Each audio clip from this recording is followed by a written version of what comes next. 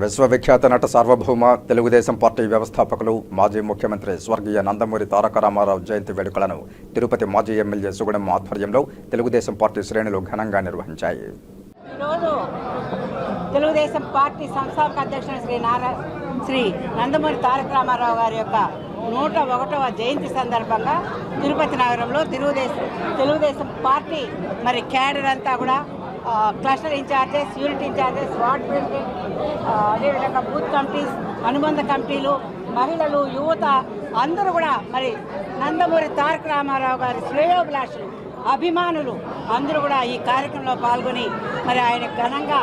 జయంతి సందర్భంగా నివాళులు అర్పించినందుకు అందరికీ కూడా నా హృదయపూర్వక ధన్యవాదాలు తెలుపుకుంటూ, ఆయన ఏదైతే పేద బడుగు బలహీన వర్గాల వారి అభ్యున్నతి కోసం సమాజమే దేవాలయం, ప్రజలే నా దేవుళ్ళు అనే నానుడితో కూడుగుడ్డ నీడ అనే ఒక ముఖ్యమైనటువంటి ఆశయాలతో ముందుకెళ్లారో ఆ ఆశయ సాధన కోసం ఇప్పటికి కూడా మరి బలమైనటువంటి క్యాడర్ కలిగినటువంటి పార్టీ ఏదైనా ఉందంటే అది తెలుగుదేశం పార్టీ. ఈ రోజున బలంగా ఉండి రేపు మహాకూటమి ఆవిర్భావ దిశగా కూడా, మహాకూటమి పరిపాలన దిశగా కూడా ఈ రోజున కృషి చేస్తున్నటువంటి తెలుగుదేశం పార్టీ క్యాడర్కి మరొకసారి నా హృదయపూర్వక అభినందనలు, కృతజ్ఞతలు కూడా తెలుపుకుంటూ,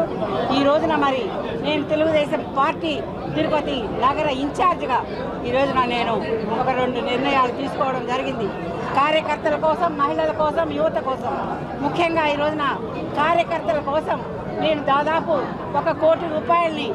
మరి ఫిక్స్డ్ డిపాజిట్ వేసి దాని ద్వారా వచ్చేటువంటి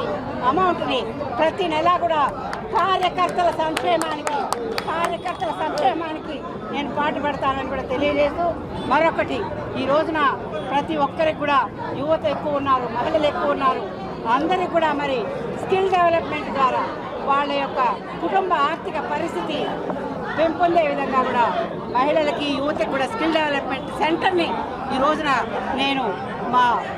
ఈ ఆఫీస్లో ఓపెన్ చేసి దాని ద్వారా యువతకి, మహిళలకి స్కిల్ డెవలప్మెంట్ ఇచ్చి వాళ్ళందరినీ కూడా ఆర్థికంగా ఆదుకోవడానికి నేను కృషి చేస్తానని ఈరోజు నందమూరి తారక రామారావు జయంతి సందర్భంగా తీసుకున్నటువంటి నిర్ణయాల్ని ఈ రోజున ప్రజలందరికీ కూడా, తిరుపతి నగర ప్రజలందరికీ కూడా తెలియజేస్తూ,